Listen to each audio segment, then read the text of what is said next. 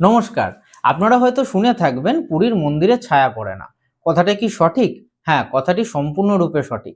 আসুন কারণটা জেনে নেওয়া যাক। নরমালি কোনো বস্তুর উপরে আলো পড়লে তার দুটি ছায়া তৈরি হয়। একটি ডার্ক যাকে বলা হয় আমরা, এবং তার চারপাশে লেস ডার্ক যাকে বলা হয় পেনম্বরা। এবার পুরীর মন্দিরের আর্কিটেকচার এমনভাবে তৈরি হয় যে যেখানে আলো পড়লে সেটা চারিদিকে রিফ্লেক্ট হয়ে যায়। তার ফলে ছায়া কোনোভাবেই ভালোভাবে তৈরি হয় না।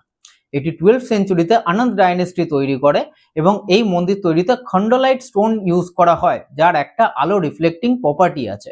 আর এছাড়া এটা কলিঙ্গ আর্কিটেকচারের আদলে তৈরি হয়। কলিঙ্গ আর্কিটেকচারের অর্থাৎ যে মেন মন্দিরের চারপাশে ছোট ছোট ছোট ছোট অনেক মন্দির থাকে, যার ফলে আলো যখন রিফ্লেক্ট করে তখন ছায়াটা ডিফিউজ হয়ে যায়, কোনো জায়গাতেই প্রপারলি ছায়া পড়ে না।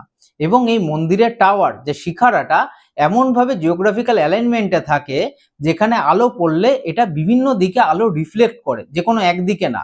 তার ফলে কোথাতেই এর ছায়া প্রপারলি ডেভেলপড হয় না।